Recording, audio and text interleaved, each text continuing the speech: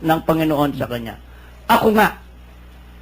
Pero nung tanungin siya kung ano ang dapat niyang sabihin, ni gaputok, hindi siya sumagot, Kuya Min.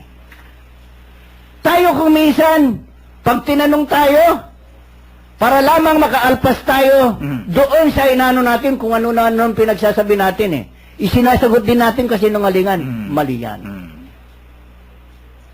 Kumbaga sa ano ay pinahiwatig sa atin ng Panginoon, kung hindi rin katotohanan ang sasabihin mo, ay huwag ka nang sumagot. At kung katotohanan man ang sasabihin mo, kung mababaliwala rin, huwag ka na sumagot.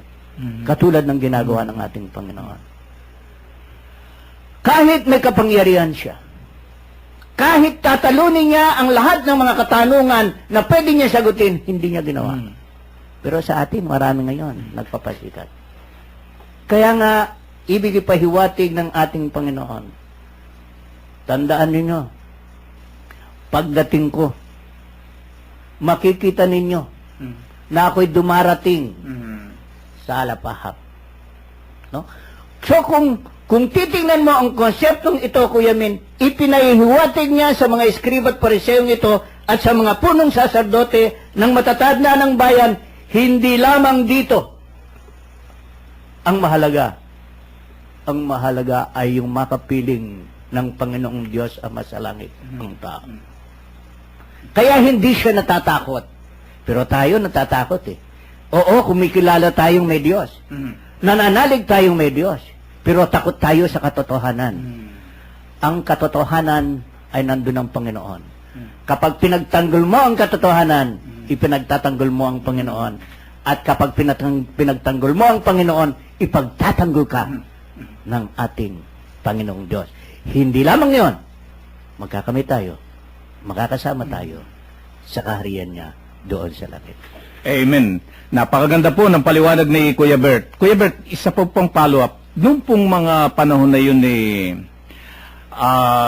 na ang ating Panginoon ay nangangaral, nasabi nga ro sa previous na chapter dito nakikita ninyo ako nasa loob ng mga templo, ako'y nangangaral, hindi nyo ako dinakip.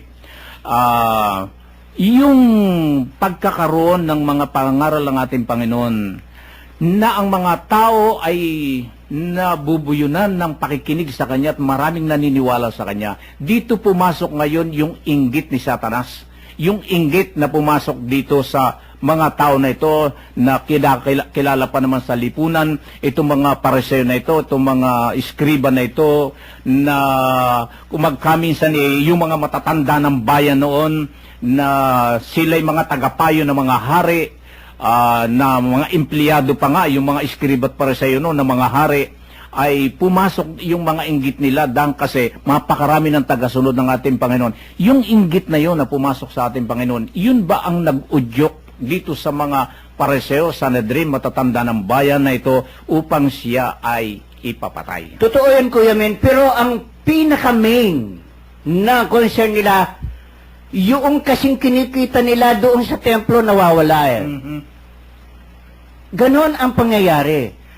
Ang mitsa nito, Kuya Min, pera pa rin. Ngayon ang karamihan, lalo na sa ating lipunan o sa ating gobyerno, pera din ang pinag-aawayan Kaya nga kung minsan ayaw na nga umalis sa pwesto No? Dahil gusto niyang makamkambing yung perang yun At yung may posisyon na kinakamkam pa rin yung ibang pwesto upang magkaroon pa rin siya.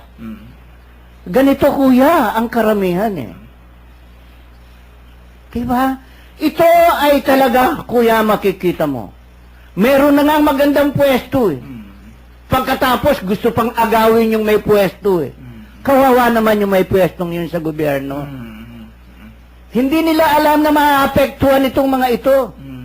Paano itong mga anak nila?